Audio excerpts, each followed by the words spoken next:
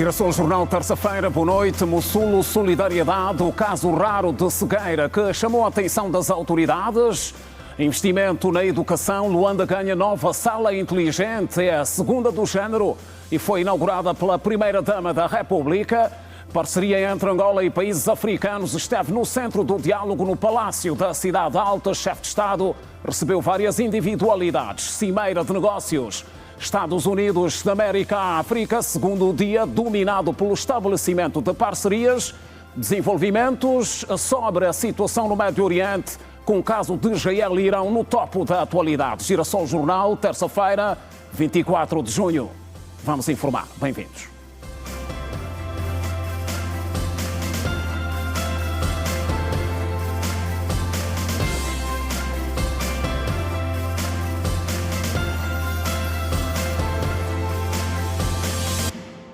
Outra vez, boa noite. O Presidente da República e da União Africana, João Lourenço, participa amanhã em Bruxelas numa reunião de alto nível da Aliança Global de Vacinas, instituição conhecida mundialmente como Gavi, criada há 25 anos para proteger, por meio de vacinação, as crianças do mundo contra doenças infecciosas. O chefe de Estado angolano e líder da União Africana vai discursar também nesta mesma reunião.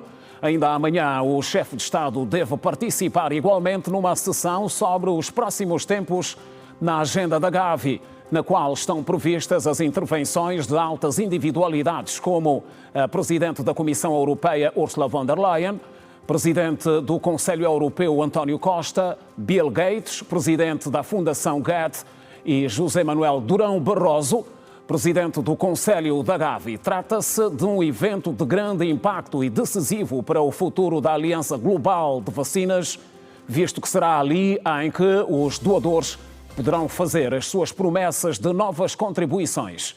A própria Gavi poderá anunciar os próximos compromissos dos países apoiados por ela, como é o caso de Angola, que vai partilhar com os presentes as suas políticas e compromissos para aumentar o acesso da sua população ao sistema de vacinação.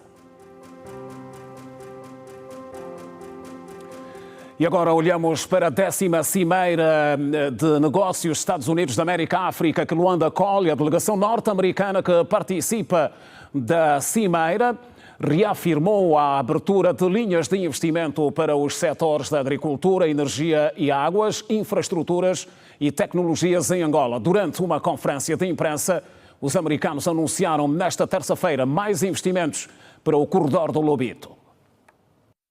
Os representantes da administração Trump colocaram acento tónico para reafirmar a intenção dos Estados Unidos da América em ampliar a sua presença empresarial em África.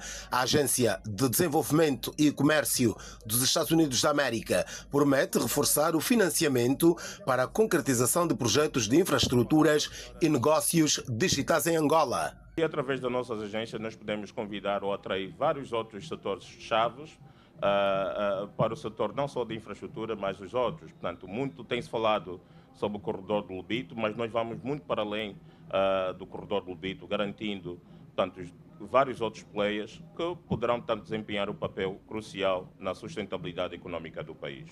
Na ocasião foi anunciada a abertura de uma nova linha de crédito para o corredor do Lobito. A medida será implementada pelo Banco de Importação e Exportação dos Estados Unidos, Exim Bank. Temos um orçamento de 135 mil milhões de dólares norte-americanos e até agora só gastamos 35 mil milhões. Tragam-nos esses negócios. Portanto, nós não financiamos projetos que não sejam credíveis ou mesmo aqueles que não sejam, digamos, financiáveis ou bancáveis.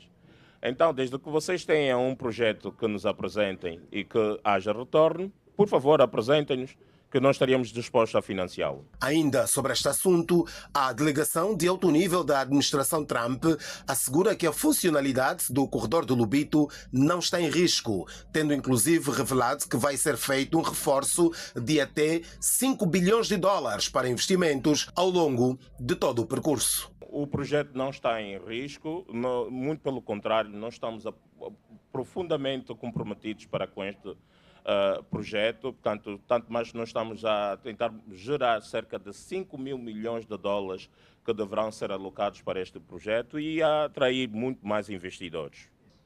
E metade desses investidores nem sequer faziam parte do projeto inicial, portanto, eles foram atraídos posteriormente. A conferência de imprensa serviu também para que os americanos esclarecessem rumores sobre a concessão de vistos e aplicação de tarifas. O que eu gostava de dizer é que não há proibição ou emissão de vistos. Não existe ao nível dos nossos consulados. E a título de exemplo, o nosso cônsul está a emitir vistos quase todos os dias. Porém, o que nós temos nos deparado é sim com alguma limitação ou restrição na duração dos vistos que são emitidos. O porquê? Porque algumas pessoas utilizam os seus vistos para entrar legalmente no país e permanecerem lá. É por essa razão que eles estão a ser limitados. E relativamente às tarifas, como já deve ser do vosso conhecimento, portanto, elas ainda não estão a vigorar, isso porque estamos a aguardar pelas negociações sobre essas tarifas. Portanto, só depois destas negociações é que elas estarão em condições de entrar em vigor. Por seu turno, a Agência para Investimentos Econômicos e Estratégicos garante que vai expandir o capital privado no país, por entender que Angola se apresenta como um dos destinos prioritários para o governo norte-americano. E neste segundo dia de trabalhos na Cimeira Estados Unidos da América-África, algumas empresas expositoras estabeleceram parcerias com empresas homólogas. Vários setores estão expostos e o interesse comum atrai a parceria. O destaque recai para o setor energético, agricultura e telecomunicações.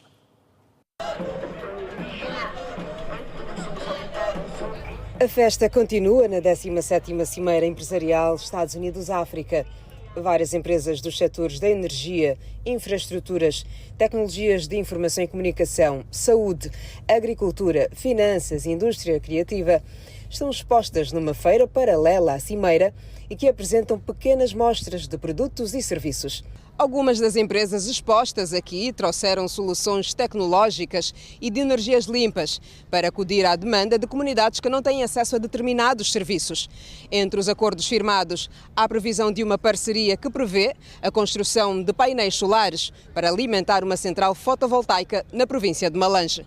Nós já fechamos parceria com o consórcio norte-americano a Sun-África para desenvolvermos projetos de energias renováveis, solar fotovoltaica em Angola. Já temos projetos identificados na qual estamos a trabalhar, que é o projeto fotovoltaico de Malange, a ter uma capacidade de 400 MW, o projeto de Luanda com uma capacidade de 104 MW e também para as províncias do sul de Angola. As comunicações têm vários representantes.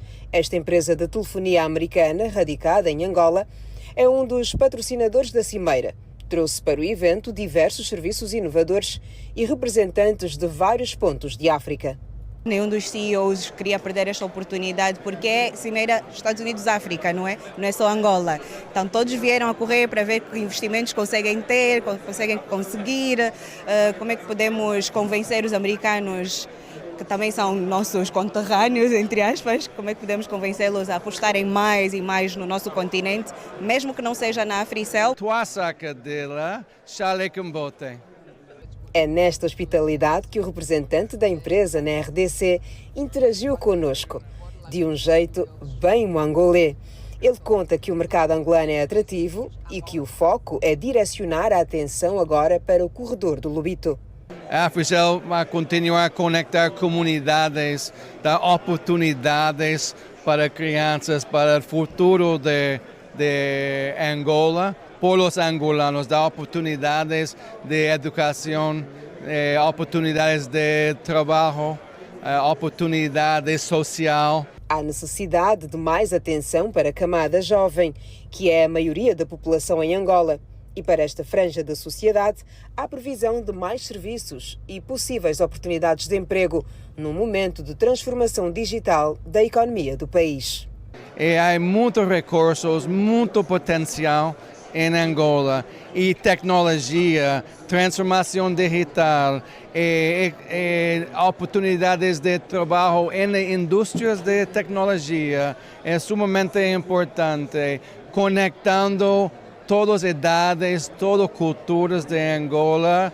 Outros serviços estão expostos na mini-feira empresarial. Esta empresa da Willa dá resposta às necessidades do agronegócio, com produtos para o campo, como o calcário de produção nacional. Na comuna de Chimbinguilo, onde nós extraímos e processamos a rocha dolomítica para termos um calcário dolomítico. Esse calcário dolomítico tem muita procura entre os agricultores, os fazendeiros. Este dirigente namibiano, responsável por todo o comércio externo do seu país, apostou no setor alimentício para expor as potencialidades agrícolas da Namíbia. Trouxemos uma variedade de produtos namibianos para aqui, como carnes variadas, sumos, produtos secos, e o interesse é grande para a maior parte das pessoas que não acreditavam que fôssemos capazes de produzir isso. A carne, por exemplo, estamos a exportar para países como o Reino Unido, a China e os Estados Unidos. E a representante da Agência Namibiana para Exportações e Desenvolvimento, Selma Namatua, instituição que é homóloga da Apex, garantiu que fez excelentes contactos no dia de hoje. A aposta do país na busca de parcerias na Cimeira foi para os setores da energia, agricultura e turismo. A Namíbia tem interesse em muitos setores, como a energia, sobretudo energias limpas e renováveis, também no petróleo e gás, na agricultura e, claro, no setor do turismo, onde já mostramos algum potencial e despertamos interesse. E novas parcerias vão permitir reforçar a relação de Angola com os países africanos. A estratégia começa pela interligação do país através de voos diretos de países como a Côte d'Ivoire e a Zâmbia. O anúncio foi feito durante a audiência que o Presidente da República, João Lourenço, concedeu às personalidades africanas destacadas na 17ª Cimeira de Negócios Estados Unidos da América-África. Uma afirmação que não se limita apenas com os Estados Unidos, mas que antes mesmo passa pelo continente, cujo ponto de partida tem início na infraestruturação da região para a facilitação das trocas comerciais e a ascensão de outras atividades que contribuem para o crescimento da economia. Na audiência concedida em separado às delegações africanas, João Lourenço abordou com o presidente da Comissão da União Africana, Mahmoud Ali Youssouf, sobre o desenvolvimento do corredor de Lobito e a Conferência de Financiamento de Infraestruturas que Angola deve acolher já em outubro deste ano. Il faut rappeler d'abord que l'Union africaine a un programme. De recordar que a União Africana tem um programa que se chama de PIDA, que é o Programa de Desenvolvimento de Infraestrutura para o continente. E as infraestruturas precisam de vários bilhões de dólares e é uma questão que leva tempo relativamente à mobilização de recursos para a infraestrutura. Então, já temos no trabalho que temos feito identificado 11 corredores no continente e nesses corredores há o corredor de Lobito, que é um corredor muito importante para também esse desenvolvimento. Então, esperemos que durante a conferência do mês de outubro vamos mobilizar os investidores e vamos tentar discutir com eles e ver como podemos entrar nesse procedimento de mobilizar os recursos suficientes para desenvolver as infraestruturas no continente. Des centaines de millions, voire quelques milliards pourront être mobilisés pour les infrastructures sur le continent africain. Num outro momento, foi recebido o primeiro-ministro da Côte d'Ivoire, Robert Mambé, que esteve em representação do presidente Alassane Ouattara. Momento conjunto. Só em junho de 2024, Angola e a Côte d'Ivoire assinaram um total de 14 acordos nas áreas política, diplomática, económica e comercial. Com o reforço da cooperação entre os dois países, deve ser assinado um novo acordo no domínio dos transportes que vai permitir a ligação aérea de Luanda para Abidjan.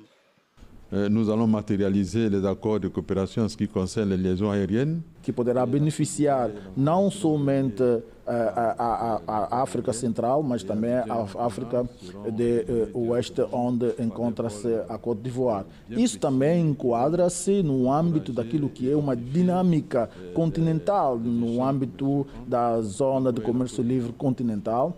Angola e Côte d'Ivoire já estão a tomar a peito essa vontade dos líderes africanos, dinamizando, abrindo linhas de comércio direitos para que possamos, de facto, contribuir naquilo que é a implementação desta zona de mercado continental, que deve, de facto, ser uma zona livre e acessível a todos. Com a República da Zâmbia, as expectativas são altas para a nova era da cooperação entre os dois Estados. O compromisso do presidente era que deveríamos melhorar a conectividade entre a Zâmbia e, por isso, aguardamos ansiosamente a retomada dos voos diretos entre Luanda e Lusaka como parte dos esforços contínuos que estão sendo feitos ao mais alto nível em relação à presidência da Zâmbia, que está determinada a integrar nosso povo, mas também nossas economias. Tenho certeza de que você sabe que para poder transportar pessoas, podemos usar a atividade aérea como uma das maneiras de implementar o componente de carga, onde estão coisas como carne bovina da Zâmbia. E o ministro da Economia e Planeamento da República do Congo considerou baixo o nível de trocas comerciais com Angola e demais países do continente africano. E o responsável falava em entrevista exclusiva concedida à Rede Girassol por ocasião do segundo dia da 17ª Cimeira de Negócios Estados Unidos-África. A Cimeira de Negócios Estados Unidos-África, que Luanda acolhe pela primeira vez, se reveste de capital importância para o estreitamento de relações público-privadas entre a maior economia do mundo e os países do continente berço. Mas, mais do que aproximar os empresários e governos da África aos Estados Unidos da América, a Cimeira deve ser um pontapé de partida para o desenvolvimento de parcerias estratégicas entre os países africanos. Quer interligação com outros países tipo Angola, Congo Democrático, Zâmbia e com a África toda. E esta questão é um grande desafio que nós viemos para olhar por dentro e saber como é que podemos chegar a este fim e satisfazer as nossas necessidades. Ludovic Ngatse foi por 4 anos ministro da Economia do governo do presidente Denis Sassou Nguesso e desde 2024 acumula também a pasta do planeamento. Quanto à cimeira, o ministro elogia a organização de Angola e do presidente João Lourenço e fala da visão da República do Congo sobre o fórum que decorre até quarta-feira. C'est beaucoup, effectivement, la problématique telle qu'abordée par le président Lourenço. Eu estou de acordo, o presidente João Lourenço tem muita razão a dizer que não queremos mais muito financiamento, mas sim investimento, porque os nossos países estão muito a sofrer com o peso da dívida e não conseguem se endividar ainda mais. Por isso é que estamos a criar condições para atrair mais investimento e reduzir assim os financiamentos. Vous devez traduire la première partie. Quando questionado sobre as trocas comerciais com Angola e outros países do continente africano, Ludovic Ngatse disse que chega a ser vergonhoso, já que estão aquém do desejado. Le volume d'affaires est malheureusement assez modeste de manière directe. Infelizmente, o volume de negócio é muito baixo, até dá vergonha de falar disso. Só há trocas entre angolanos e congoleses na fronteira entre Cabinda e Ponta Negra. Por isso é que queremos melhorar a infraestrutura para criar condições de fazer negócio. Não é só com Angola. Congo-Brazzaville faz negócio com o exterior de África por 90% do volume de negócio que faz. Só 10% é que faz com países africanos. Isso é vergonhoso, por isso é que queremos criar condições para fazer negócio entre nós. Para o ministro, Angola, República Democrática do Congo e a República do Congo podem representar um fator de desenvolvimento para o continente berço, a julgar pelo potencial que detêm em termos de riquezas naturais. Somos os três que podemos fazer o pulmão e o desenvolvimento da África completamente. Mas, vergonhosamente, nós não fazemos isso. Estamos conectados, mesmo por história, mesmo por sangue. Os povos falam a mesma língua. O angolano no Congo está em casa. O congolês aqui está em casa. Só que nós não fazemos negócio entre nós. E isso aqui, a África não vai a nenhum lado se não puder fazer negócio entre africanos primeiro. Chamado a comentar a entrevista do ministro congolês, o economista e analista da Rede Girassol, Daniel Tendo, criticou duramente a ausência dos grandes nomes dos negócios norte-americanos e africanos. Seria interessante, num evento como este, termos nomes como Bill Gates, Elon Musk, Jeff Bezos. Por que esses nomes não aparecem numa cimeira desta dimensão? E depois também chamou-me a atenção a ausência dos grandes CEOs do continente africano. Falo aqui de Tony Elumelu, o nigeriano, falo aqui do Aliko Dangote, também que coincidentemente estiveram cá no ano passado. Seria interessante termos esses nomes, tanto os grandes nomes da economia americana como os grandes nomes da economia africana, porque há algo que em economia internacional muito estudamos, que é o Global Network, ou seja, há necessidade de nós termos esses nomes numa cimeira como esta, porque são esses nomes que facilitam a conexão de investimentos. Os debates, encontros bilaterais e multilaterais que acontecem durante e à margem da cimeira Estados Unidos-África terminam nesta quarta-feira. E o ministro das Telecomunicações, Mário Oliveira, defendeu nesta terça-feira a necessidade urgente de atrair mais investidores efetivos para o setor das TIC em Angola e não apenas financiadores. A declaração foi feita durante um painel que analisou os desafios e oportunidades no domínio da tecnologia espacial.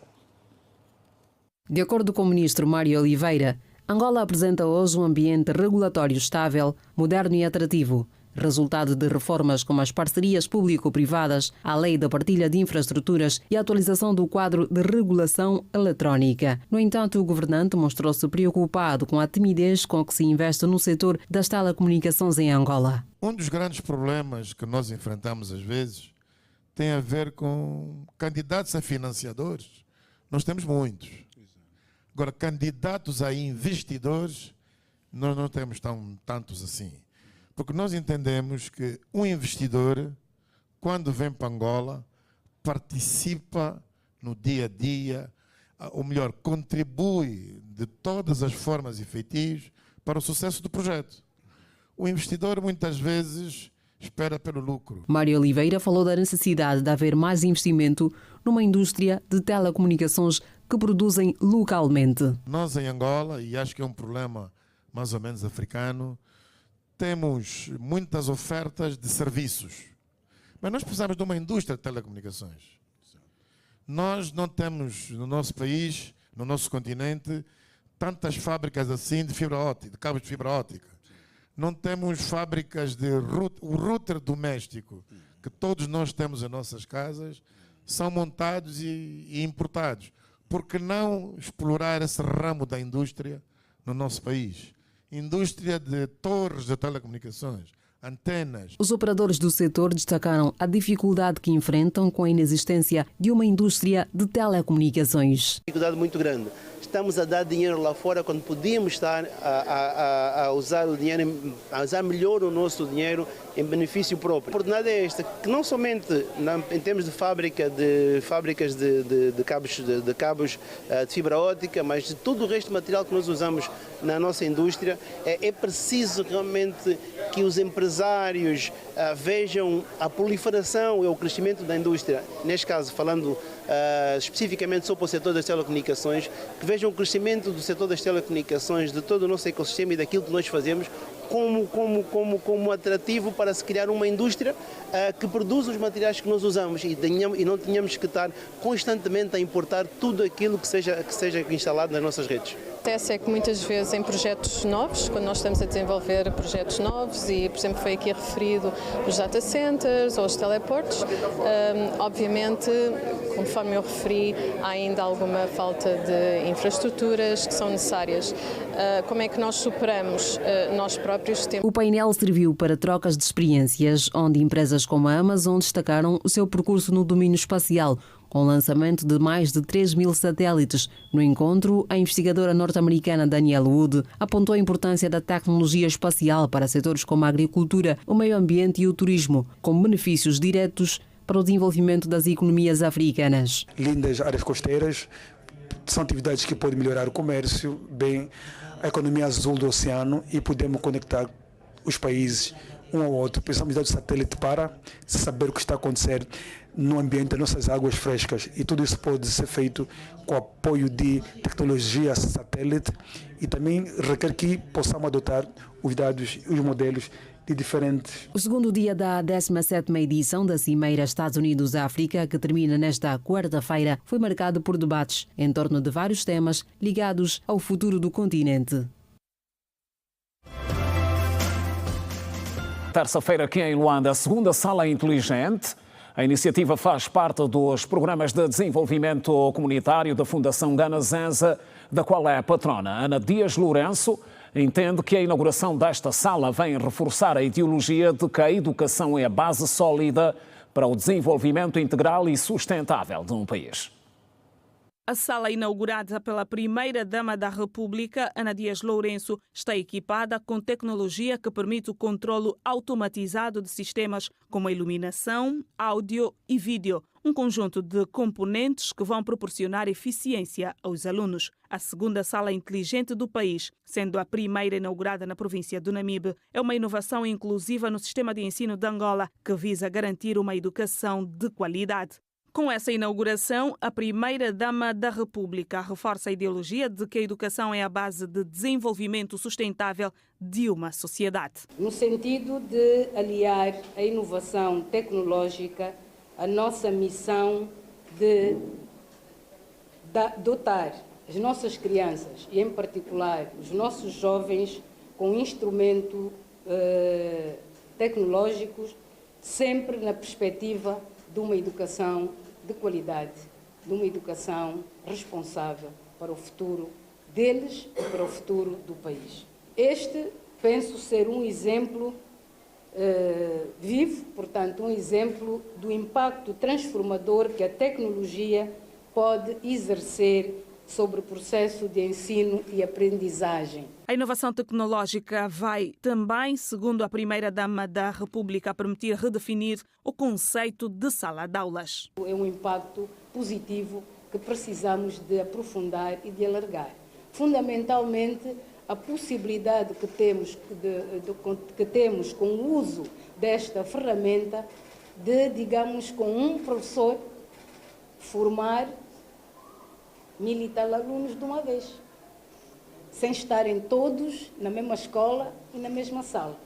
Portanto, parece-me que, para mim, neste momento, é o benefício principal e o maior que nós vamos tirar deste sistema. Este é um projeto que tem o patrocínio da empresa chinesa Huawei. Entre os programas agendados com a Fundação Ganassenza, está a levar o ensino aos mais vulneráveis. A utilização da inovação em conjunto com a tecnologia para alargar o nosso âmbito de conhecimento, e falta uma parte da nossa parceria, que é, digamos, criar condições para permitir que alunos mais vulneráveis possam ter acesso ao ensino. Portanto, é aquilo que nós estamos a considerar as bolsas de estudo para estes alunos. De iniciativa da Fundação Ganassenza, a Sala de Aulas Inteligentes é uma parceria com o Ministério da Educação. A aula experimental no Liceu 14 de Abril, aqui em Luanda, aconteceu com a escola do Namibe, no bairro Velvicha Mirables, que contou com a presença do governador Archer Mangueira. E o projeto Sala de Aulas Inteligentes da Fundação Ganassenza deve abranger cerca de 1.100 salas em todo o país. O sistema tem o financiamento do Banco Chinês. Com um quadro inteligente, dotado de um sistema de conectividade que permite a ligação a mais de 250 aparelhos, entre smartphones, tablets e computadores, o professor leciona para os alunos conectados e presentes Para o professor e coordenador da disciplina de informática no Liceu 14 de Abril, Oscar Fragoso, a implementação desta ferramenta é uma mais-valia para o sistema de ensino em Angola. O sistema automaticamente alberga já um conjunto de todos os manuais de ensino, de todas as disciplinas. Então isso vai ajudar também com que os alunos possam ter estes mesmos recursos de ensino.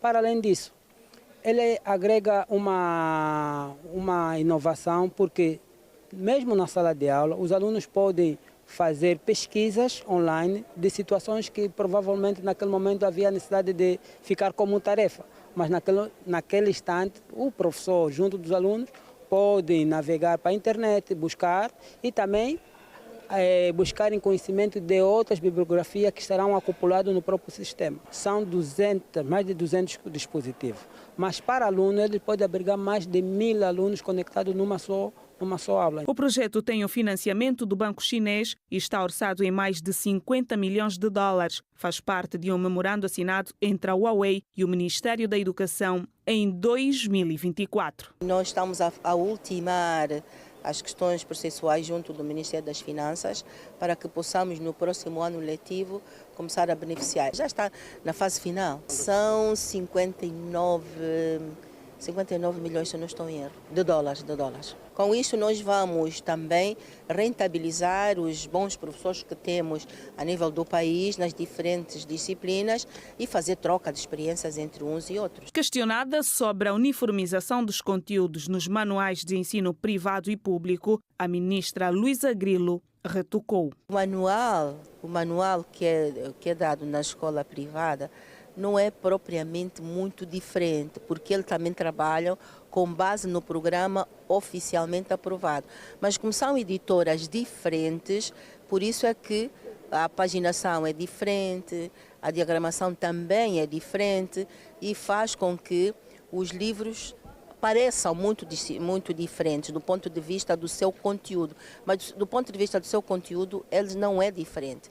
Agora, o que se põe aqui em causa é a obrigatoriedade de ser o livro disponibilizado pelo Ministério da Educação gratuitamente. No ensino primário, eu repito, da iniciação à 6ª classe, o livro é distribuído gratuitamente de acordo com o que foi aprovado agora pela política do livro escolar. Quer dizer, senhora ministra, que o conteúdo que nós temos verificado, nós não temos visto bem?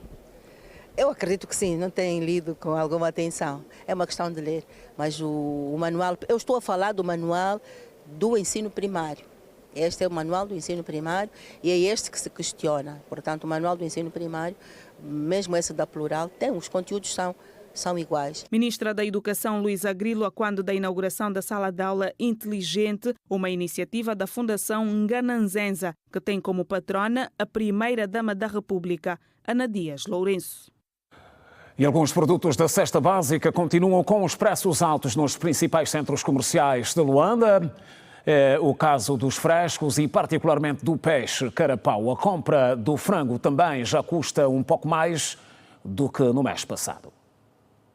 Os produtos alimentares essenciais que compõem a cesta básica nos principais mercados paralelos de Luanda e arredores registram aumento, como é o caso da batata rena. Por exemplo, o peixe carapau está no valor de 58 mil kwanzas, o bacalhau 64 mil e a coxa varia de 18 mil a 22 mil kwanzas. A consumidora Maria de Fátima afirma que desde 2020 que não consegue comprar todos os produtos que compõem a cesta básica, uma vez que nas suas contas pessoais as despesas continuam superiores às receitas. A comida está mesmo difícil. Por exemplo, eu para conseguir comprar pelo menos 3 caixas e o restante, o tomate, a cebola, eu só tenho que trazer pelo menos 100 mil kwanzas. 100 mil kwanzas. Eu, nesse momento, associei a asa, associei o peru, dá mais de 60 e tal mil. Então, para nós nos facilitar, temos que fazer mesmo sócia, né? Porque ninguém consegue, você com salário de 70 mil, não compras nada. os constantes aumentos dos preços dos produtos que compõem a cesta básica têm causado alguns constrangimentos na gestão doméstica dos cidadãos. Neste mês, a subida foi tão acentuada que provocou agitação no mercado dos congoleses e Catinton, onde a batata doce, a fuba de milho nacional e o bombom registram uma pequena redução. É a segunda vez que me venho no mercado de 30. Estão baixos os preços. Na batata e no tomate, os preços estão baixos. Trouxe 50 mil, mas não chega a nada. Só vou levar coxa, um pouquinho de asinha, além do tomate e o óleo. Gostaria que baixasse o peixe, o arroz, o óleo, a massa, essas coisinhas. Segundo alguns consumidores, dada a realidade, não restam alternativas, senão aderir ao fenômeno da sócia, que muitas vezes resultam em cálculos mensais. Com este facto, até os armazéns grossistas foram obrigados a repartir os produtos para venderem a retalho, ou seja, até os grossistas estão a fazer sócia. Esse mês assim como estamos ainda em junho. Em junho, julho, agosto, está mesmo caro. Trouxe 50 mil, mas não chega a nada. Só vou levar coxa, um pouquinho de asinha, além do tomate e o óleo, essas coisas não se fala. Dinheiro não vai chegar mesmo, nem fui ainda no arroz, massa, essas coisas. Cada dia que passa os preços sobem, né? E uma vez que é até do teu sistema em comprar no meio do mês. Porque quando chega essa época do final do mês, eles alteram o preço, sobem os preços. Então, final do mês, os preços ficam alterados. E no meio do mês, os preços ficam um pouco mais baixos, porque ao final do mês todo mundo tem salário já.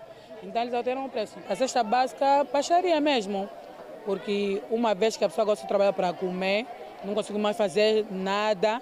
Então, esperamos que baixe a cesta básica. O agora está 11 mil kwanza, o saco. Antes estava 11.500, 12.500.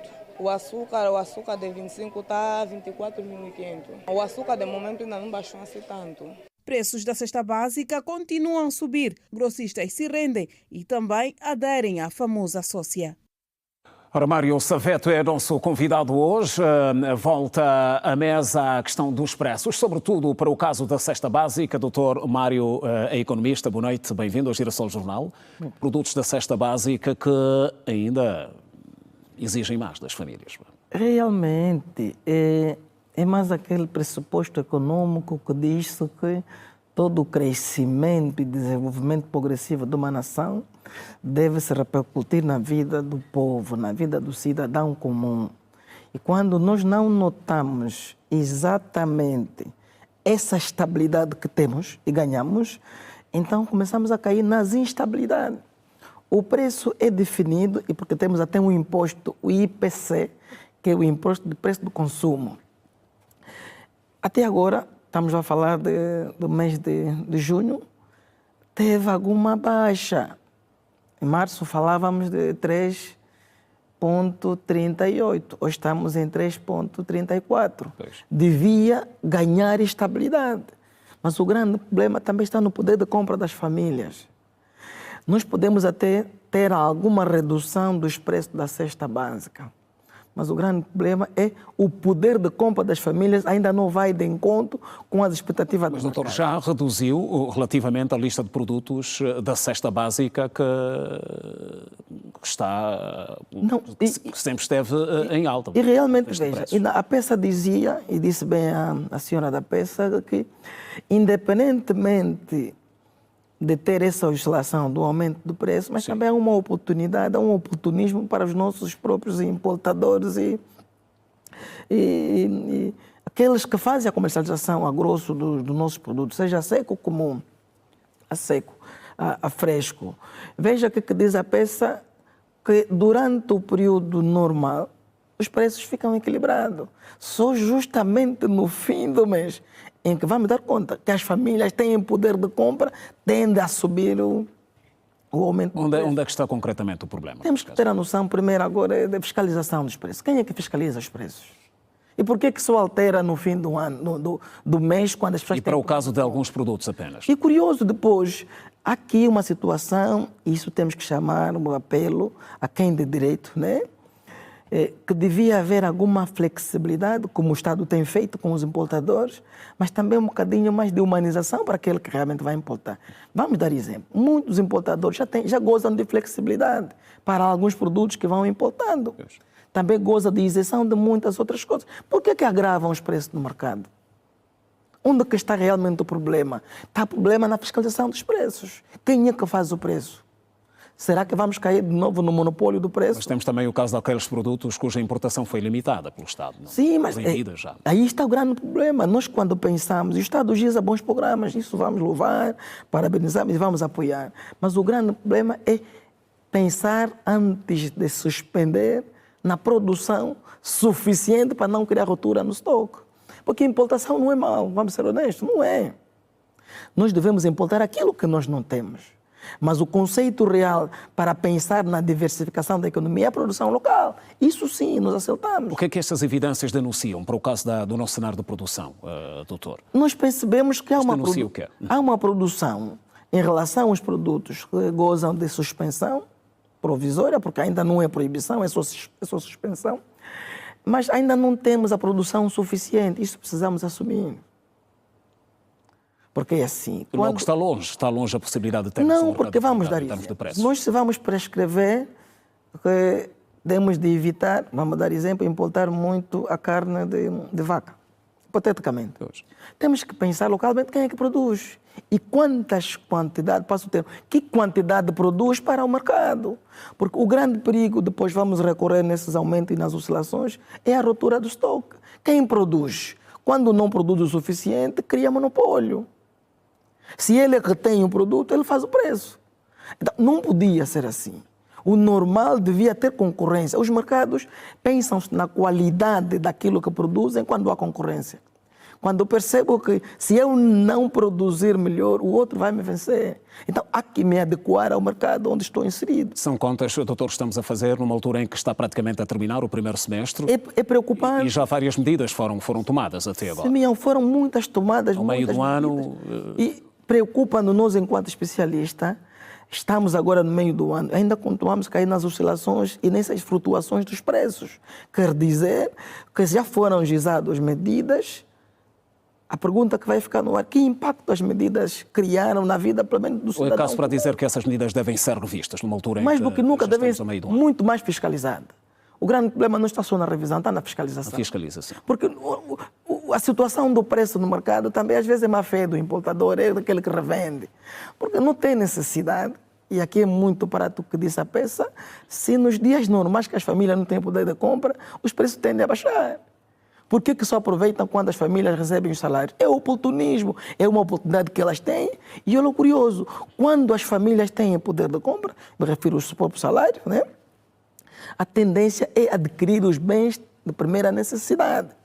Mas a grande problemática é, no momento que as pessoas vão querer adquirir porque têm poder de compra, é que os preços tendem a subir.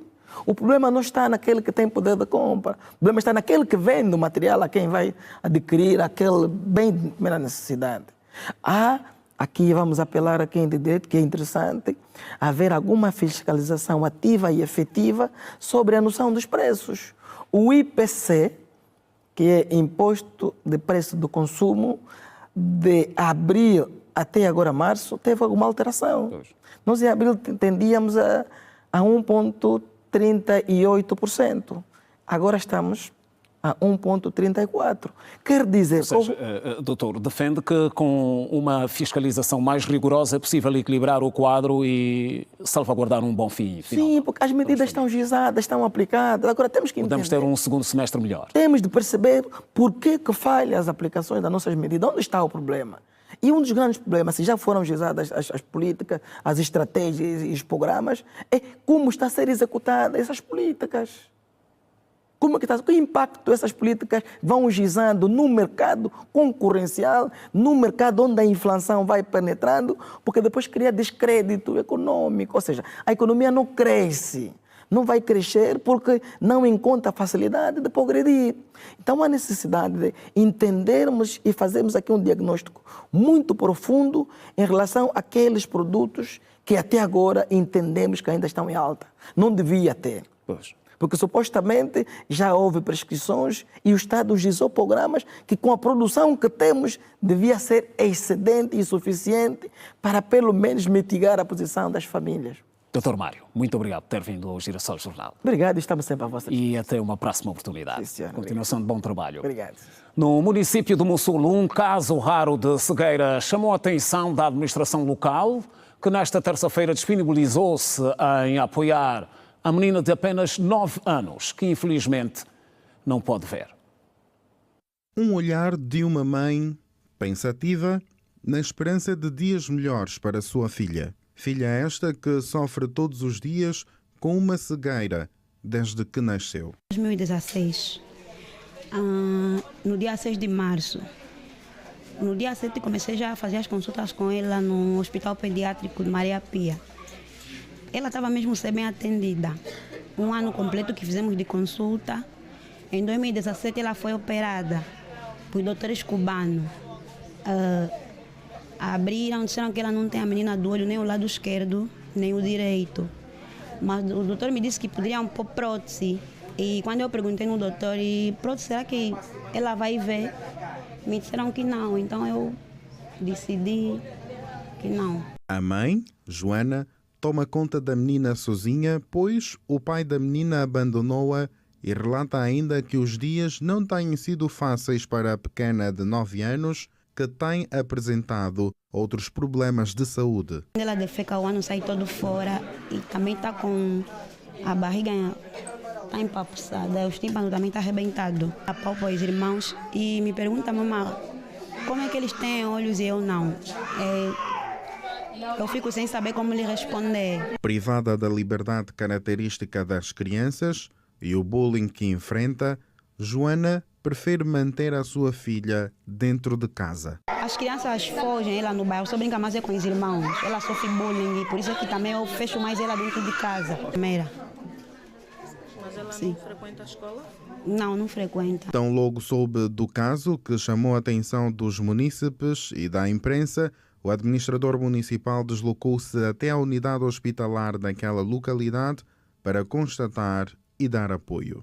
E que também a administração já está sensibilizada e vai disponibilizar um apoio total a essa família com consultas e entendermos que fenômeno ocorreu com a criança e vermos de que forma conseguimos ajudar a melhorar a condição de vida dessa criança. Mas não é apenas de notícias pouco abonatórias que se faz o município. Foram ainda dadas as boas-vindas aos primeiros trigêmeos do município do Mussulo. O primeiro parto trigêmeos que o município de Mussulo recebe, olhar para aquilo que é a própria perspectiva que o Mussulo hoje vai tendo. Antigamente era praticamente impossível termos aqui um parto dessa dimensão e hoje conseguimos ter, o que mostra que os nossos serviços sanitários vão tendo uma melhoria significativa do ponto de vista de conseguir dar cobro àquilo que é a necessidade da nossa população local. Então ficamos satisfeitos também por ver que os bebês nasceram saudáveis e com um atendimento de qualidade. Não é que mais do que vir a apoiar essas famílias, vamos também comprovar de que temos estado a ter melhorias no serviço de atendimento ao público, não é, de saúde. Apesar da administração municipal mostrar-se disponível em ajudar, apela-se a outras ajudas para o bem-estar das crianças já mencionadas. São as notícias no Girassol Jornal. Seguimos para o primeiro intervalo. Até já.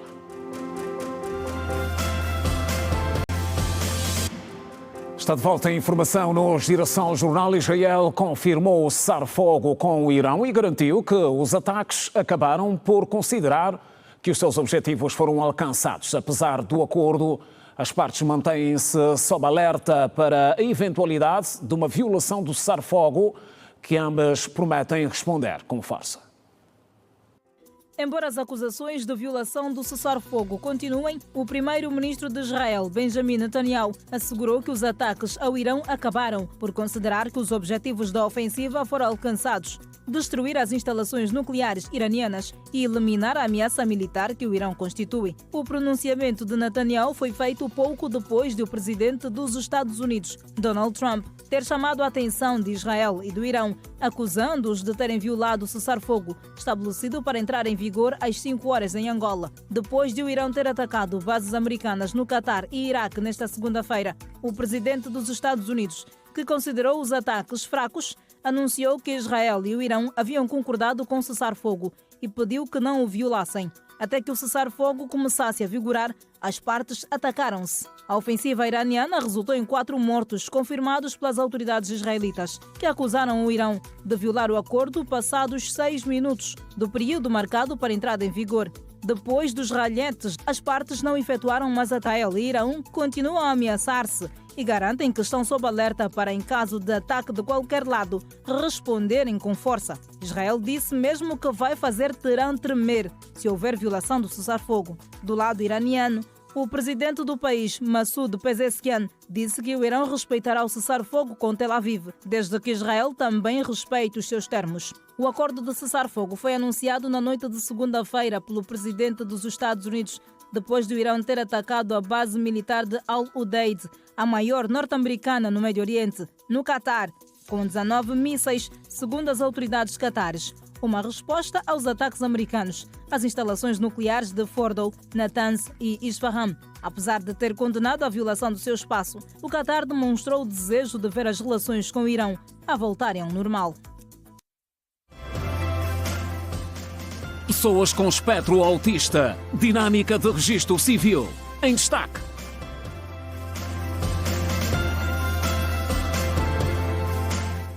Falamos de desporto a seguir. O Petro de Luanda oficializou nesta segunda-feira a contratação do seu novo treinador. Trata-se de Frank Artiga, que rubricou um contrato de 2 anos. O técnico espanhol ensinou o ABC aos jogadores do Barcelona, Ansu Fati, Dani Olmo e Xavi Simons.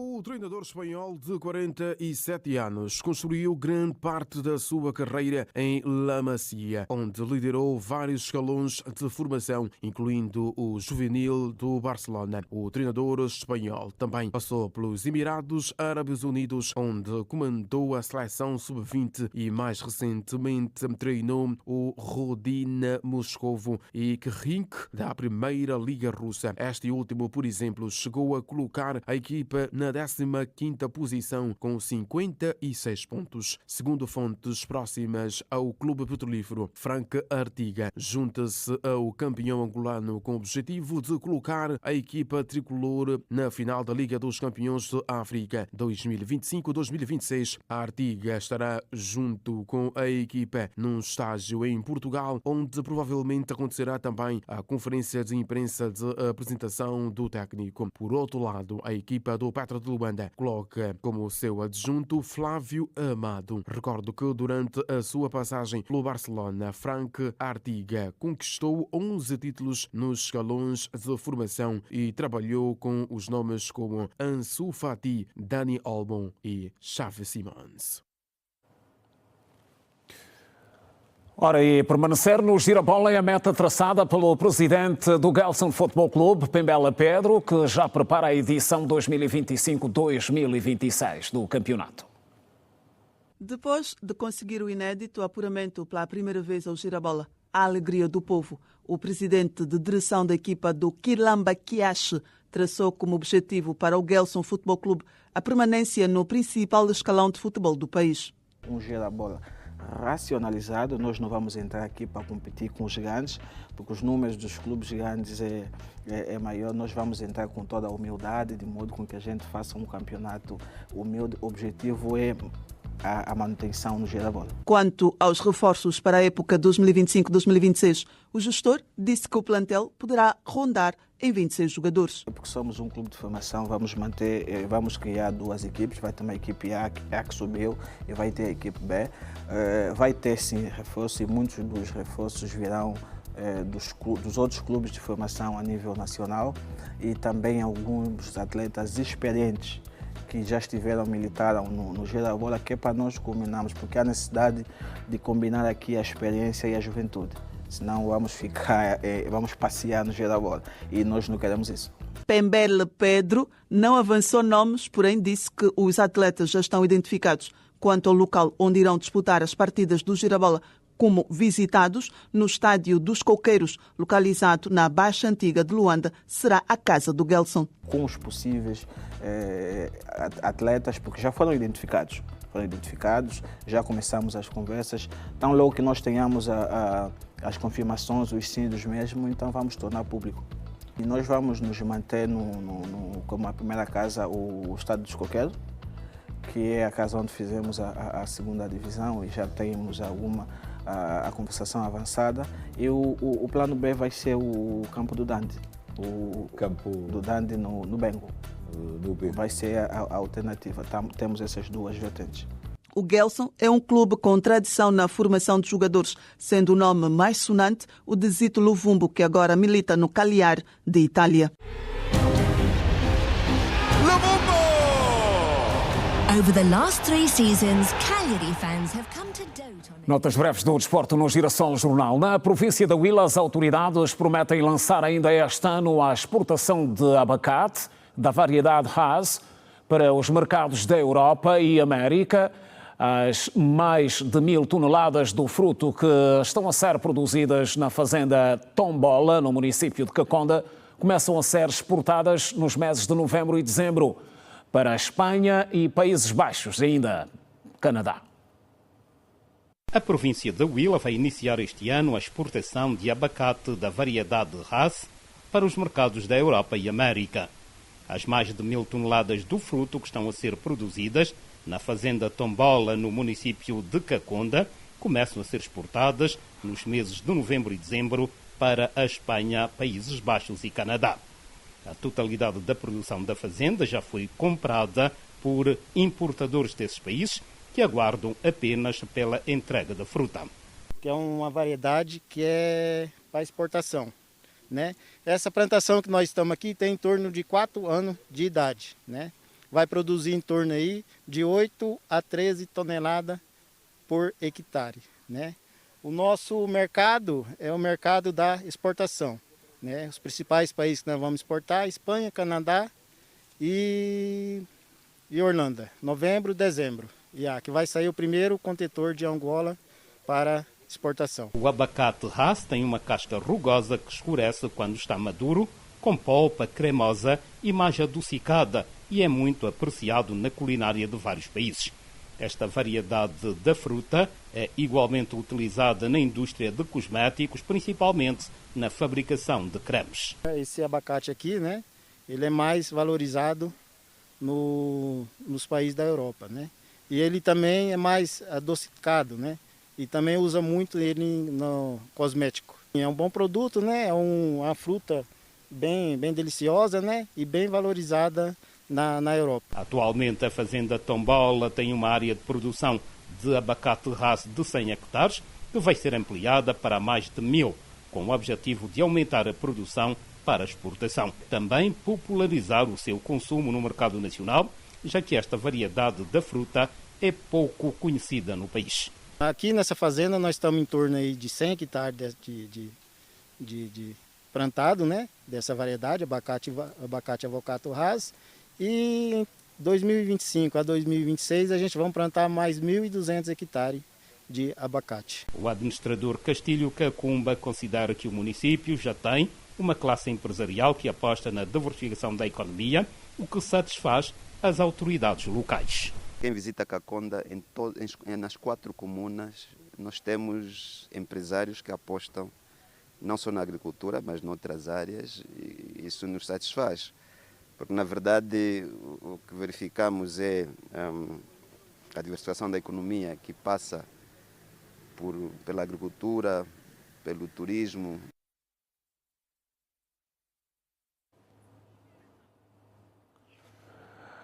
Ora bem, seguimos para mais um intervalo no Girassol Jornal é curto. Volte connosco. Até já.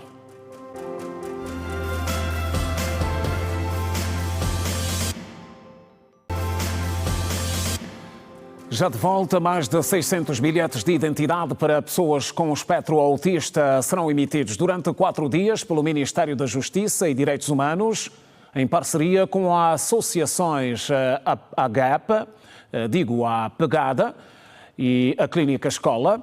A campanha, que teve início nesta terça-feira, enquadra-se no âmbito do processo de inclusão social, que começa com o reconhecimento da identidade e da dignidade de cada cidadão. Muitas crianças autistas, especialmente em famílias de baixa renda, não possuem certificado de nascimento ou bilhete de identidade, o que impede o acesso a serviços como educação, saúde e assistência social. A anciã Domingas Clemente conta que o filho de 39 anos é portador de espectro autista. Nunca teve bilhete de identidade por acreditar não ser necessário. Fiquei mesmo assim, porque estava a ver já a situação que estou a viver. Estava assim, porque não era preciso. Ele ataca as pessoas. Então, quando ele estava muito agitado naquele dia, eu não tinha como lhe levar para tratar bilhete. Pronto, quando eu vi assim, deixei de tratar certas coisas. O mesmo pensamento teve Constantino dos Santos, pai de outro autista de 35 anos. Mas as outras irmãs têm bilhete de identidade, as mais velhas, mas ele nunca teve porque talvez tivesse havido alguma negligência da nossa parte, por causa do estado de saúde dele físico. Então não nos importamos em tratar no bilhete de identidade. Eu pessoalmente nunca tentei. Já a mãe da pequena Iris afirma que não registrou a filha porque o pai fugiu às suas responsabilidades. Hoje, com 8 anos, Iris fica conhecida pelo Estado através de uma campanha de registro civil e bilhete de identidade promovida pelo Ministério da Justiça e Direitos Humanos. É uma iniciativa muito boa. Que continuem assim, que não parem por aqui, que passem também em outros centros e façam, porque tem muitas crianças que não estão registradas. Assim como a Iris, que fará 8 anos sem registro. A iniciativa tem como foco resolver os obstáculos no processo de registro de nascimento e emissão de bilhete de identidade para pessoas com autismo. Segundo a secretária de Estado para os Direitos Humanos e Cidadania, cerca de 600 crianças serão registradas de forma gratuita durante os 4 dias de campanha. Estamos a fazer o registro de nascimento e, igualmente, a emissão dos respectivos bilhetes de identidade, na perspectiva de que ninguém pode ser deixado para trás. Durante o período de 4 dias, entre terça, quarta, quinta, sexta, contamos realizar atos em aproximadamente 600 pessoas. O responsável da Associação Angolana de Apoio a Pessoas no Autismo e Transtorno Global de Desenvolvimento, APGADA, das cerca de 2.000 crianças controladas pela associação, 11% não possuem bilhete. As pessoas com deficiência intelectual, tal igual também do espectro autista, fazem parte da população mais discriminada, estigmatizada e, no entanto, muitas vezes são privadas desse direito fundamental.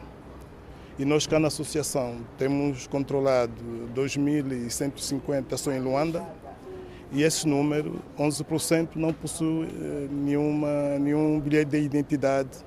E 8% não tem o registro de nascimento. O autismo altera a forma como a criança vê e experimenta o mundo. Os sintomas são vários, desde a dificuldade na aprendizagem, fala, expressar ideias e sentimentos. Durante a nossa reportagem, fomos surpreendidos pela pequena Nelsa, que por instantes realizou o sonho de ser jornalista.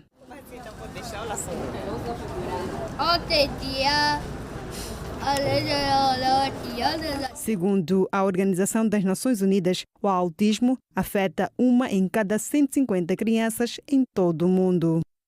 E a Administração Municipal do Talatona e a Sociedade Mineira de Catoca assinaram nesta terça-feira um memorando de entendimento para a requalificação de um parque no referido município que visa beneficiar as famílias residentes e não só. Um centro ou parque de lazer será inaugurado nos próximos tempos no município de Talatona, uma iniciativa da Direção-Geral de Catoca com a administração local. A administradora do referido município, Sandra Batalha, disse que a região e as famílias terão mais um ganho, um lugar para serem criados grandes momentos. Aqui o cumprimento de um compromisso que assumimos quando da instituição de Luanda como capital mundial da família e precisávamos então de oferecer um espaço com dignidade e com atividades multidisciplinares onde as famílias pudessem de facto conviver, pudessem partilhar bons momentos.